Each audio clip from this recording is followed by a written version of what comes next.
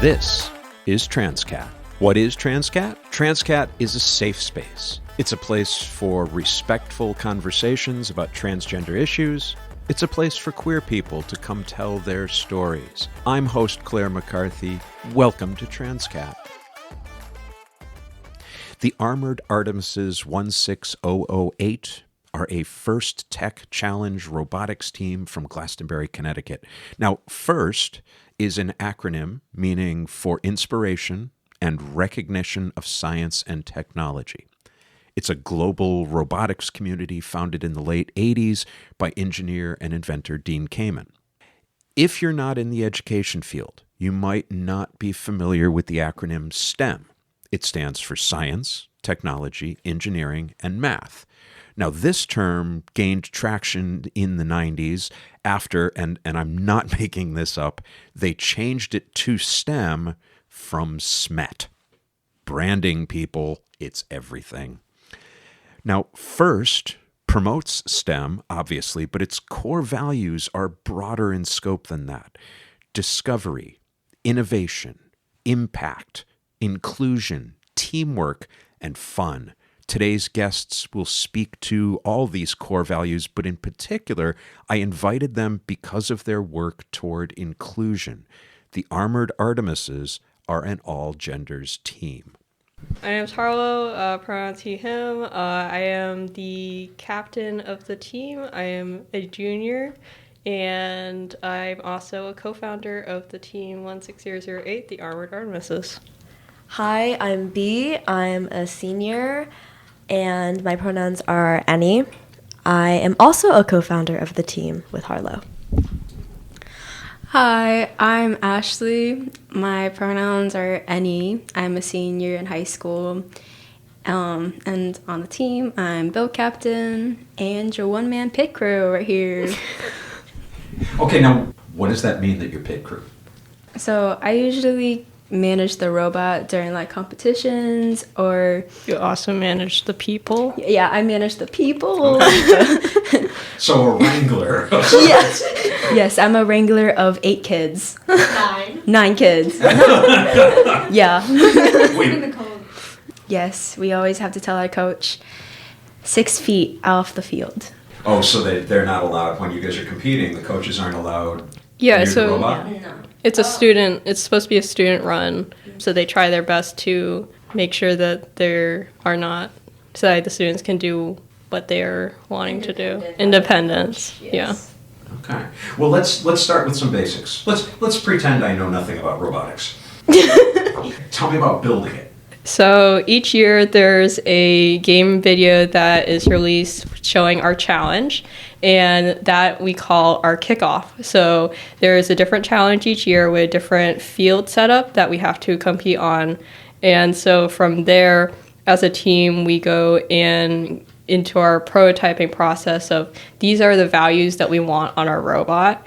And here's some sort of vague idea of what we're looking for as a good strategy to score points and such. Ashley does a lot of the prototyping process and can tell you how that goes. Oh, it's lovely. Like you can use like any material for your prototyping. Okay. Prototyping is like very flexible to deal with. So first you will try and design what's your like initial idea, and then you can build off of that. This season, actually, we used a bit of prototyping with Legos, a bit more Legos compared to like last year's, and cardboard. Lots of hot glue, of course. Yes. Yes, and then you just kind of like build on that. So you know at the beginning of the, I'm going to say season, is that the right word? Yes. Okay, so you know at the beginning of the season what you need to make this thing do for the competition. Kind of, like we kind of want an idea of, oh, we want to do this, so let's focus on building. Like, this is the sort of perspective we're taking on the challenge, but throughout the season, we learn different tips and tricks from watching other teams compete or as we compete. So we see, okay, so this approach was a little too many things moving when we could have less things moving. So now we're going to refine the design. So that's the big part of our entering design process. Over how long of a period are you revising? And So for us, I mean, our team works all throughout the year. Like we do things all year, but there are some teams who will start off around kickoff in September, the first competition being in January, states being in February, and then the World Championship being in April. But something a lot of teams do is they'll participate in off-season competitions. Our team actually hosts an off-season competition that we started last year, and there's also one in Chicago and Maryland, and there's some internationally as well. I know you've been state champs several times. Have you gone beyond that? No. It's complicated because of the way Worlds works for first. One thing we did do, though, was the first year we went to Worlds, our second year being state champs, we actually were a finalist for the Motivate Award, which is the award that best recognizes our outreach within the first community. Let me just go back because I'm still kind of fixating on the actual robot. What does it take to be state champ? I mean, I can even though I would not be able to do this, I can imagine sitting down and saying, okay, I need this to be able to pick something up here and avoid this, and I get that. But what makes your work superlative, better than the other kids in the state? One thing that I like about First is there is a big concentration on more of the whole idea of more than robots, as the saying goes. But there is some truth behind it of, in the end, you have a robot, but then you're still left with the people who built it. And so there is a big emphasis on how do you connect with your community, how do you connect with your peers, and then how is you're going to go on and do something that makes an impact that's hopefully positive. And so, and to be given the Inspire Award, it's a culmination of the robot game as well as your presentation of your robot. So being able to say, this is how our robot works, oh, okay. So not there's just, yes. Sort of an explanatory component of it as well. Yes. So in the actual competition, there are robot game and then robot presentation and your community presentation. That's how you get the Inspire Award. So you can be state champions. There's 2 state champions actually. One on robot, the actual game part, and then as Harlow said, the actual presentation, the impact you give to your community, the first community, how well do you know your robot and the process of it, and how your robot does well in the actual game. So it's like one big award and another big award that's more focused on robot. Let's talk about that community outreach. What does that look like? This is my specialty. Okay. I'm our team's outreach lead. So outreach, there's like a million different things you can do for outreach. You can do outreach within the first community, the STEM communities, or even, how we met you. We held a booth at the Middletown Pride Festival, Pride, sure, yeah. and we were able to demo our robot to kids and their families and be like, hey, this is what robotics is. Because I feel like a lot of people have this stereotype that robotics is just, building robots and stuff. But one of my favorite parts is actually the outreach. You get to make a lot of connections and you get to impact a lot of people. And it can really mean the world to them to see what robotics is all about. And so I think a big part of, the Inspire Award and First in general is learning about outreach and connecting with your community. Yeah, and I think adding on to what you're saying of the stereotype of this is what a robotics team does, there's also the stereotype of this is what a robotics team looks like, which is a great transition into our team and how it is somewhat different in its composition. Let's lay some of that out. What's the stereotype? Well, I mean, typically, within most STEM fields, they're typically male-dominated. And when Harlow and I originally started the team, we started out as an all-girls team. We wanted to have a comfortable space for girls to come together, learn, and just be comfortable about learning about how to build robots and do outreach. But last year, we actually transitioned to a gender minorities team to be more inclusive to non-binary and transgender youth. Tell me about that.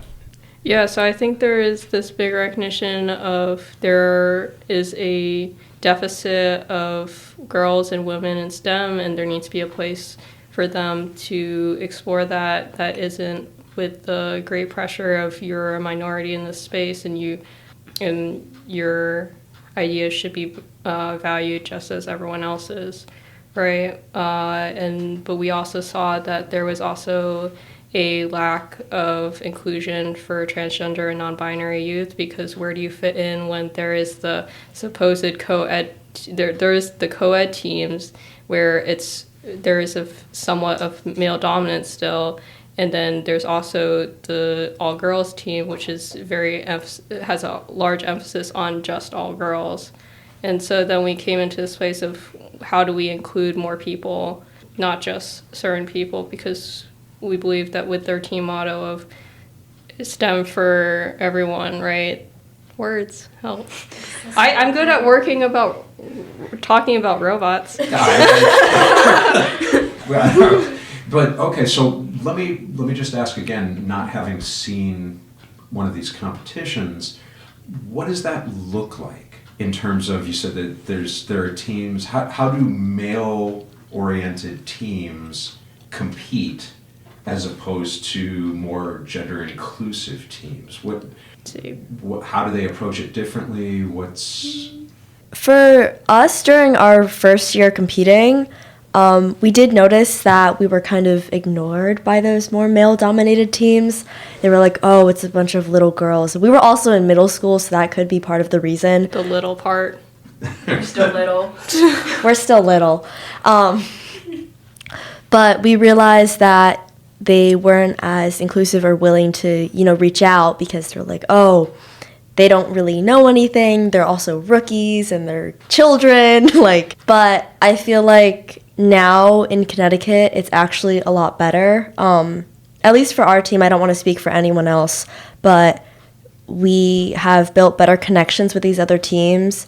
And we've actually partnered with teams from an all-boys school in Connecticut for multiple years. And so you can see that not every single guy on a robotics team is going to be, ignoring you just because you're a girl. They're actually really friendly as well, and we're able to make those connections with them. Do you see part of your job in this group as education for other, it's saying, look, here's another way that we can do the same thing, and we can still excel, right? We're winning. We can still be excellent, but we don't have to fit into, let's say, unhealthy dynamics. Yeah, and I mean, one thing that I do like about robotics is there becomes a point where all you're talking about is the robot, and so then people are able to see past that and say, oh, wow, your intake is amazing. How did you fix that sensor in that way, right? And I really enjoyed the way that we're able to bridge that gap and say, here's our shared interests, here's how we can make STEM more accessible, and this is who we are as well, right?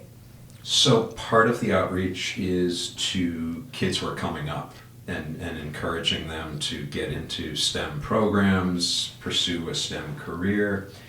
And just in case anybody's not familiar, STEM would be science, technology, engineering, and mathematics. Yes. Now, okay, so let me toss the controversy out there. There was a short time as a language teacher, there was a very short time in which they were trying to push that to STEAM, where the A stood for. Well, actually, arts, that's this year's season. theme. Arts, actually. Yeah, first, all the games and programs, they're all doing something STEAM related. So for FTC First Tech Challenge, we are center stage. First LEGO League is Masterpiece, and can someone remind me what FRC is? Crescendo, yes. Wow. Okay, so there's a theme. Yeah. And how does that play out in terms of the building, the operating of the robot itself, or is that? So for FTC, it affects the sort of ideas of the challenge. Like they try to make it specific to the challenge. So this year we're picking up pixels and placing them on a backboard in a backstage, and it's like a canvas. It's sort of like making, and then you have to make mosaics out of the designs. Oh, cool. So it's like a whole painting, so to say. So STEAM is still an acronym that's being used. And I pursued. think in Okay. some areas they do STEME, which is they add in What? medicine at the end, which is STEME. So interesting. STEM and then ME for medicine. Yeah. Okay. Or no, just another M. I just Oh. call it STEME because it sounds STEME. cooler. STEME. It sounds like the next Pixar movie. Oh, STEMmy, he's adorable. Do you guys have a sense of what career-wise the STEM industry looks like in terms of diversity?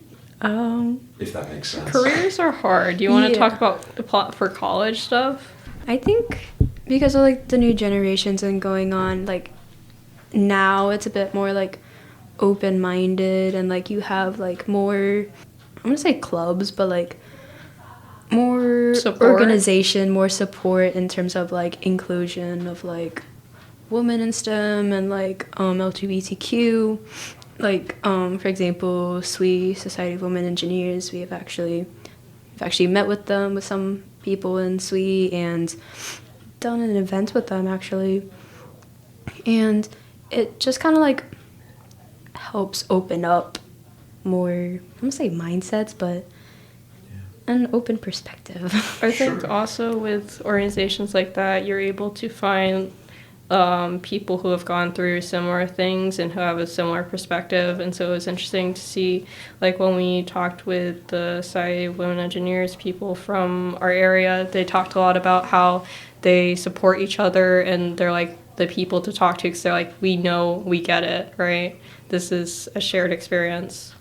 It's as you're describing this, I'm thinking about, I recently did an episode with a roller derby team, and derby is incredibly queer friendly, and a number of people just were telling me stories about how it wasn't until they got into this safe space.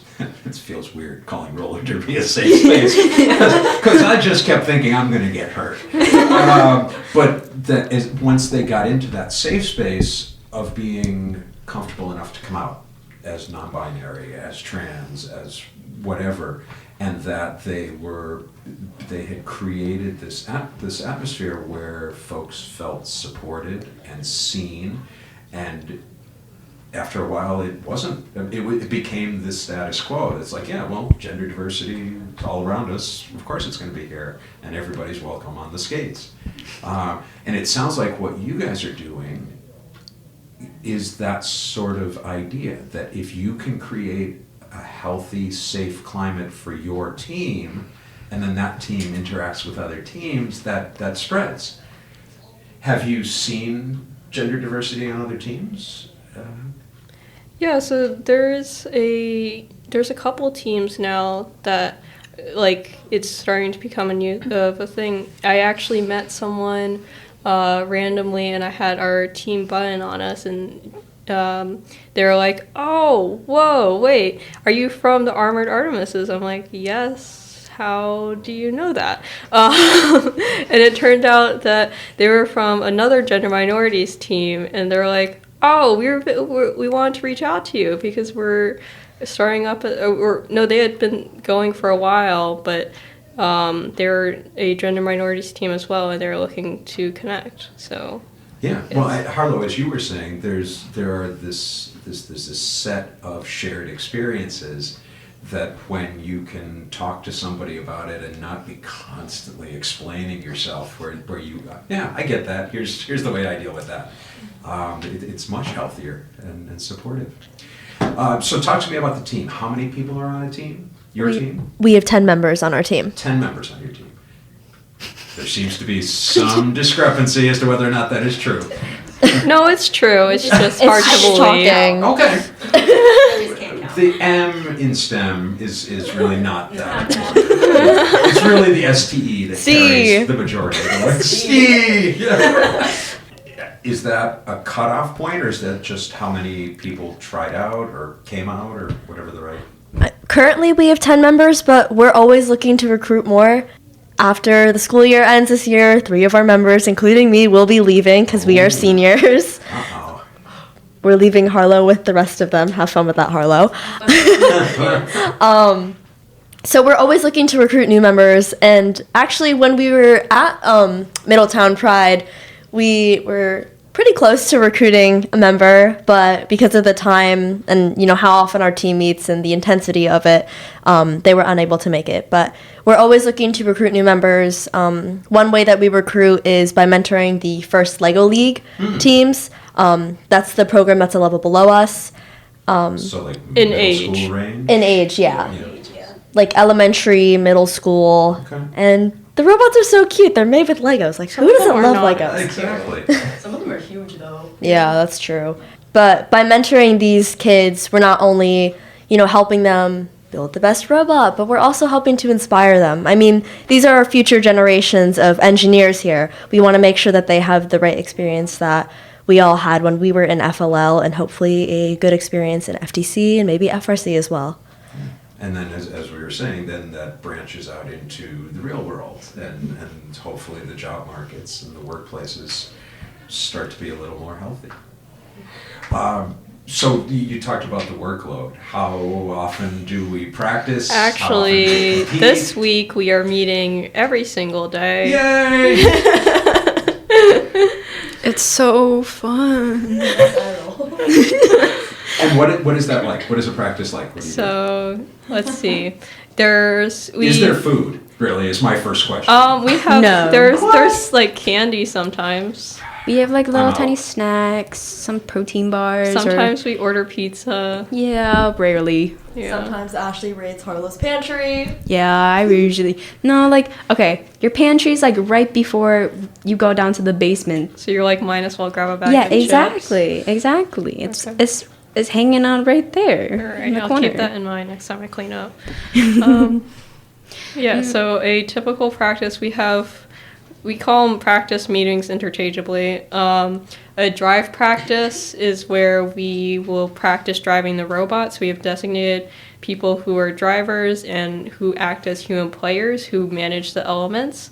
And I am the drive coach, which means that I direct where the driver should be going, and I also manage the communication between our team and the other team, which we form an alliance with. So during a drive practice, we will play fake matches. So there's a 2-minute, 30-second match period, and so we'll practice the whole routine of here's the match starting, here's what we do in this case. Oh no, the robot's broken. Okay, drive with it broken.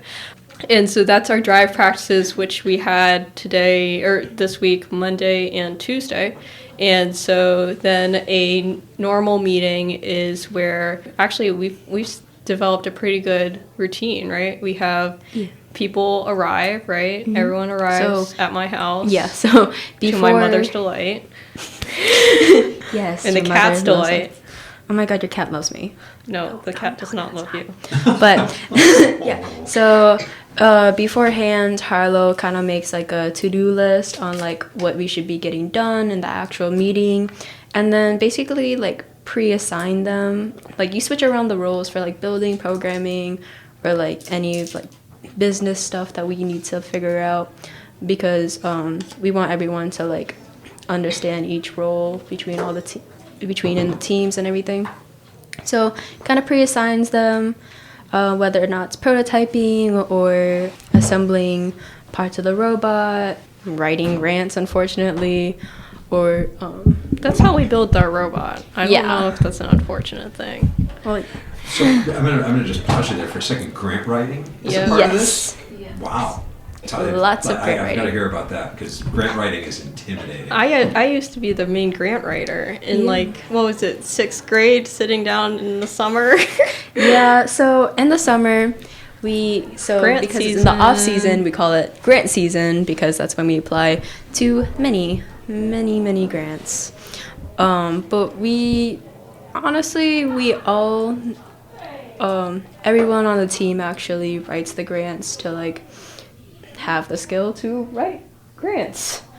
And so we've gone into a sort of routine of here we will split the team up into like groups of 2, and then they'll have a document to work on to sort of work on the questions, and then we're typically we've been doing them online, but sometimes we work on it in person, where we'll just meet back up periodically to check in. Hey, do you have any questions? How do we approach this question? What are we looking for as like a main theme here?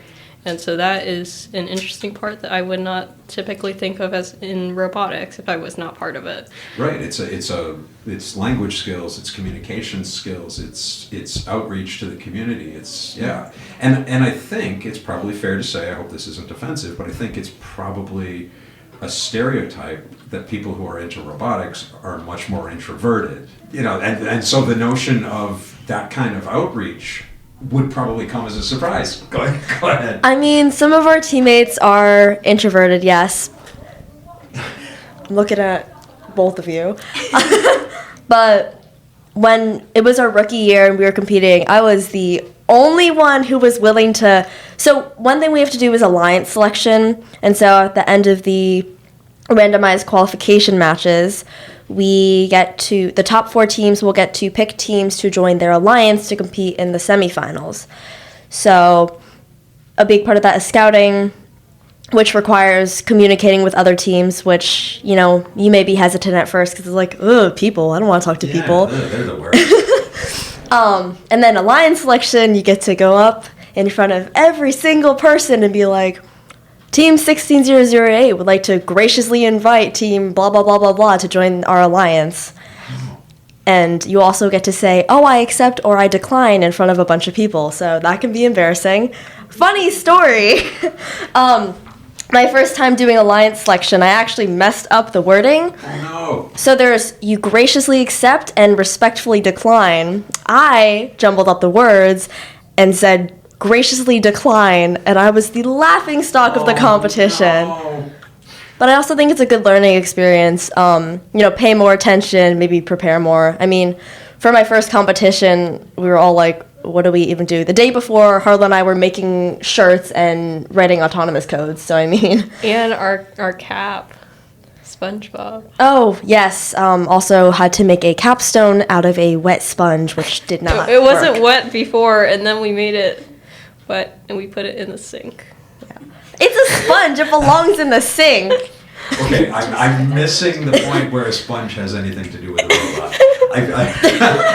There's a part of me that wants to ask, and there's a part of me that wants to just keep moving forward. Just something about, depending on the game, we have capstones. And so this was you put it on top of a stack of bricks. Okay, the sponge is not like a normal thing. Oh, the sponge was not a normal thing. It was just for giggles, but... It was a 5 minutes, here's what we can throw on top. It did not work. We did not use it. Well, it's a good story. My understanding from the conversations in setting this up that you were a big driving force in terms of moving this team toward an all genders team to whatever degree you're comfortable about. Tell me with that. Yeah, so I think it starts back when we started the team of our mission wasn't really anything to do with all girls in the exclusively sense. It was more of we see this part in the community that is missing, and so here's our attempt to sort of fill that part with an all-girls team. I soon transitioned. Not even a couple weeks after that. And so then it was sort of thing of, oh, wow, we see that there is also this gap in transgender and non-binary students inside STEM and inside robotics. So a couple years later, we're like, hey, there are some people who would also be interested in joining as well, who might not feel comfortable fitting into the category of all girls, and it also isn't really suiting us well either. So then we're like, well, language changes, and teams are changing, and this is normal, right? To sort of evolve and figure out how we're going about things to better include more people.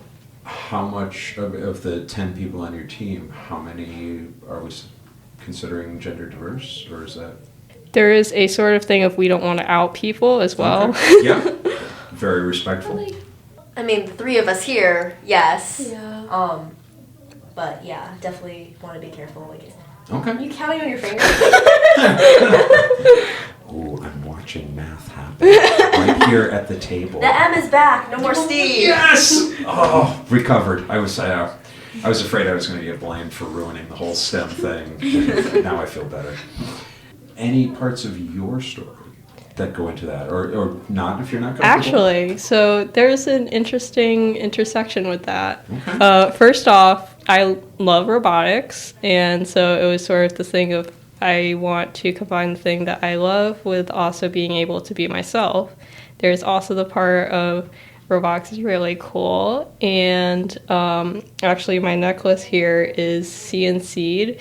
It was our test cut, but it is also the transgender symbol, which I think is really cool with the intersection of robotics and trans stuff.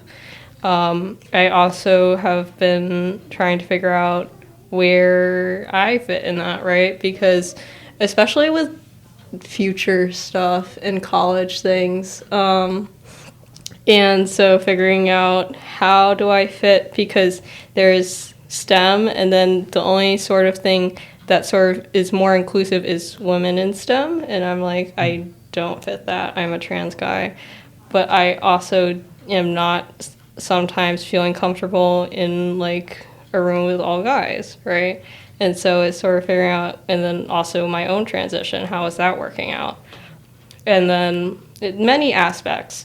But one thing I did find cool is through like online and finding trans guys and trans people in general who are in the STEM field, because you don't often see that.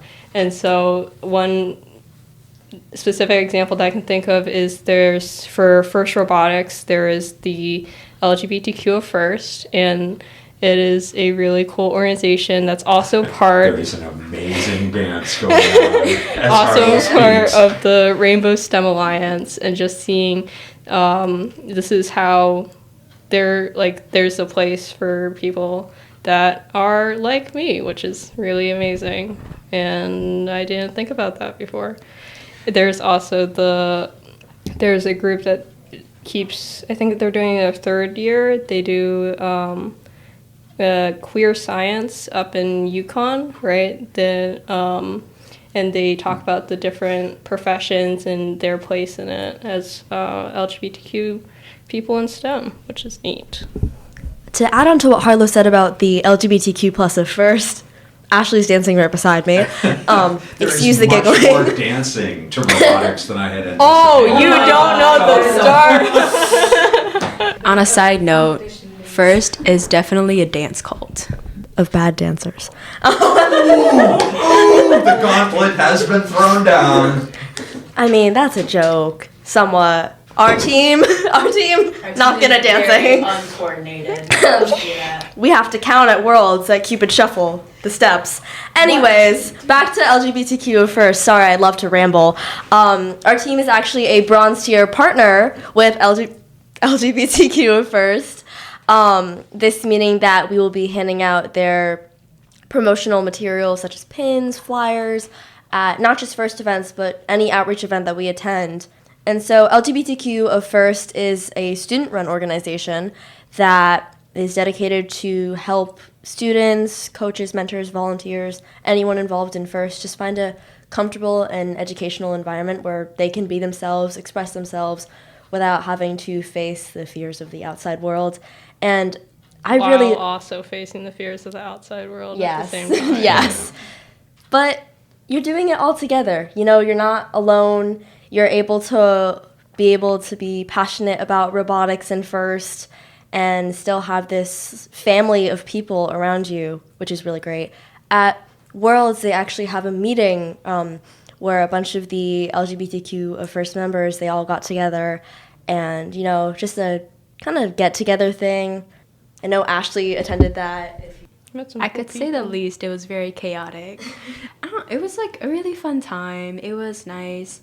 And especially at Worlds, like other than like the LGBTQ first meeting, like where robotic students can like get together, like overall there's like so many like LGBTQ stickers that people hand out, the pins, and just like a lot of the booths for like the companies had like rainbow flags. It's like it was just a very inclusive and like fun community. Especially in Texas. Especially in Texas, yeah. Really? Yeah. That's a little surprising. I'm very glad to hear that. Houston, Texas.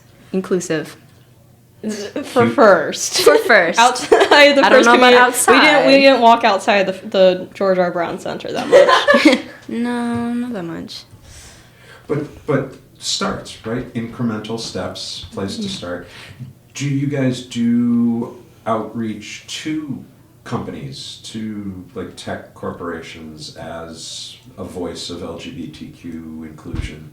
I think in a way, there is a sort of thing of we will not hide who we are to make the application sound nicer, right? Like, this is who we are. If that's not something they're on board with, then that's their problem, not ours, right?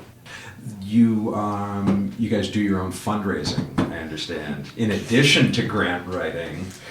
Yes, we do. So, actually, we just had a fundraiser with Chipotle. We kind of now regularly hold like fundraisers at Pokédon now. And if there's like an event we have to go, we kind of like host for like FLL. Sometimes we volunteer, or we kind of like co-host with the Glastonbury High School for the FLL State Championship. We want to raise lots of money for it, so we actually just walk business by business all throughout Glastonbury and like other towns in Connecticut, because it's the state championship, of course, and just fundraise as much as we can through them. To add on, another way that our team does fundraising is we actually use our hand-built laser cutter to create pronoun pins. So these pronoun pins are AI generated, and they're each butterflies that have different sets of pronouns on them. We have she, her, he, him. I'm not going to name all of them. We also have a set of blank, so you can fill in whatever pronouns you go by if one of the options is not present.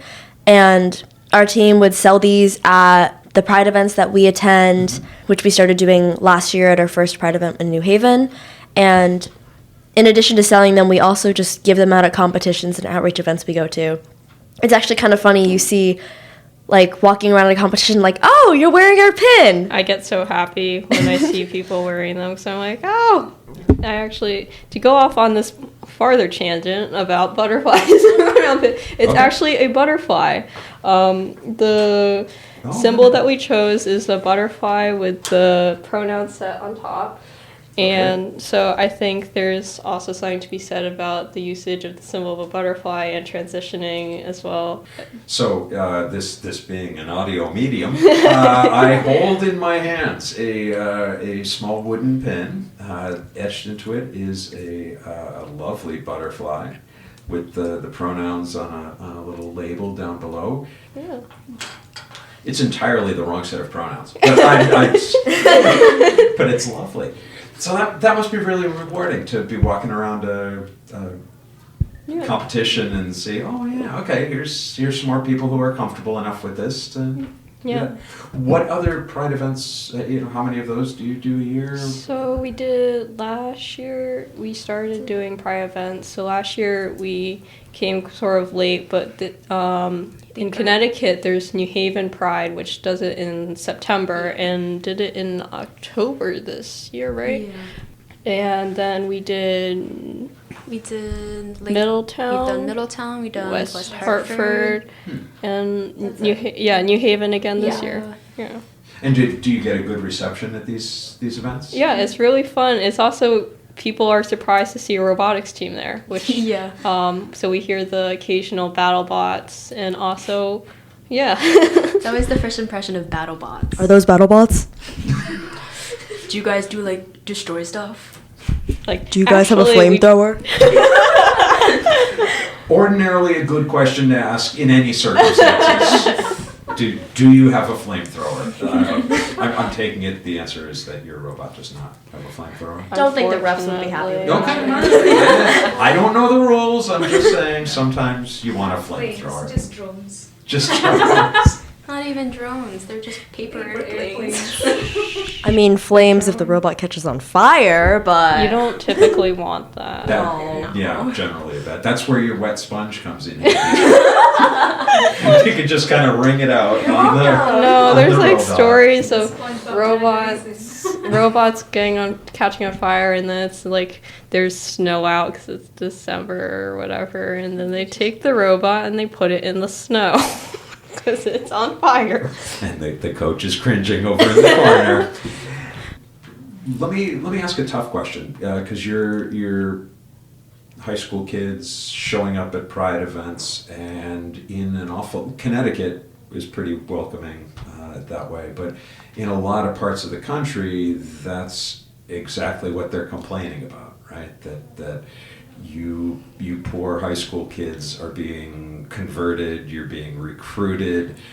Do you get pushback? Because at Middletown, we did have a couple of people who were preaching and lecturing down the middle of the main street. Do you find pushback or opposition, or the message that you guys are too young to be involved in this? In FIRST, the robotics community, there is not that sort of pushback. Like I found that FIRST is a relatively open and inclusive community. Outside of FIRST is different. There has been definitely like prides. There's like some not so happy people, but in like my own personal views, it honestly does not matter. People are people. We're all the same biologically. We're all the same. There she goes, bringing science into it again. one letter at a time. Yeah, we're not. Wait, we got the S down. We got the M. I hope we got the E. Yeah, we haven't gotten the T yet. So it's technology. Okay, we'll work it in before we're done. Coming up on the end, but we can do this. So you haven't encountered any of that with the idea that, yeah, hey, you're a science group, you're a robotics group, stick with that. I mean, there's also the idea, for the most part, that we do just stick inside more of the STEM community in the local Connecticut community. And so Connecticut, as you said, is relatively inclusive and finds it, oh, that's cool, whatever. You have a cool robot. Does it do battle bots? And I think a lot of times I use robotics as the bridge, right? Like, okay, cool, but also robot. Robot's very cool. I don't really agree with anything you're saying, but robot's very Very cool. Yeah, a place where it's sort of a stone in the middle of the... Yeah, the robot is the scapegoat. Yeah. Or the savior. I was thinking of it as like a rock in the middle of a stream. like something so heavenly, but Yes. no, it's a scapegoat. Yes, of course. The robot is just undeniably cool. It is. Right? So if everybody can agree that the robot is cool, then everything else can be worked out. Yeah, there's just some connection that you can have other than like the inclusion. There's still the robotics part. Yeah. I am looking, I've got the clock on the wall, so I don't need my phone. I'm giving each of you up to 60 seconds, no more than 60 seconds, to send a message to the next generation of STEM types. STEM types. The STEAM types that the humanities woman up here is just casting aspersions on STEM. What's the message for them? Each of you gets, all right, so somebody's going first when it hits the 6. Ready? Go. Hey guys, I just wanted to tell you guys, don't be afraid to branch out and try new things. When I was a kid, I was like, oh, Legos, those are so fun. And then all of a sudden, here I am on this FTC team that I co-founded with Harlow. So I'd say don't be afraid to branch out and try new things. You'll make amazing friends, amazing connections, and I think you'll have a lot of fun. That's all I have to say. Wow, wrapped it up in under 30. What a pro. Ready? Go. You probably don't believe me right now, but it gets better. I know, especially if I was younger, this is the point where I would either slap myself in the face or just walk out the room. It does. There's a surprising amount of community and family that you can find out there. Okay. This is no pressure. None at all. Just that you're going to be the last voice anyone hears. So make it good. Hi, people! Yeah, you said make an impression. No, I'm gonna say honest. Life's a challenge, but don't be discouraged. Or be discouraged. Yeah, or be discouraged. Just negated everything you said. No, you just gotta balance it out. You gotta find the good in life. You embrace the bad, honestly. You grow through it. And put some confidence in yourself, man. The need for confidence is what makes life great. Let's be honest. Thanks to Harlow, B, and Ashley, and good luck to the team at this year's competitions. Next game night is Friday, January 12th at The Studio, 5 West Main Street in Chester, Connecticut. Come ready with your drawing skills because we're playing Pictionary. Alex Inc. is a group out of Guilford, Connecticut. They are dedicated to promoting a safe, compassionate community and to coordinating educational opportunities for queer youth, families, and allies. On Saturday, January 6th, I'll be co-hosting with Tony Ferriolo a presentation titled Journey into Gender. It's a collaboration between Transqat and Healthcare Advocates International, and I am honored to be a part of the evening.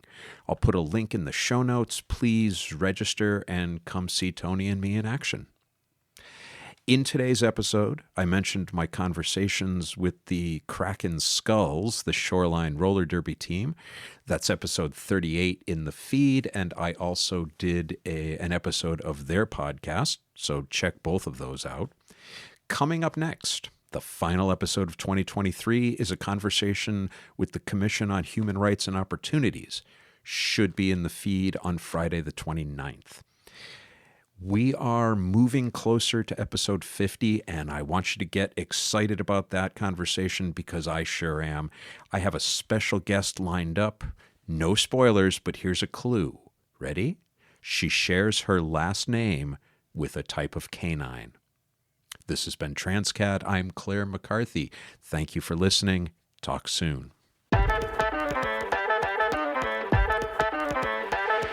This is Sadie McCarthy. I'm Claire's niece. And you've just been listening to Transqat. It is made by one of my favorite people in the world, Clare McCarthy. Transqat is a production of Transqat Enterprises, LLC. Copyright 2023, all rights reserved. Join us on the web at transqat.com. That's TRANSQAT.com. QAT.com. QAT.com. There you'll find links to Transqat, the blog, writing projects, speaking engagements, and our PayPal donations page. Please consider supporting our mission with your monkeys. Monies. Your monies. Your monies. Not monkeys.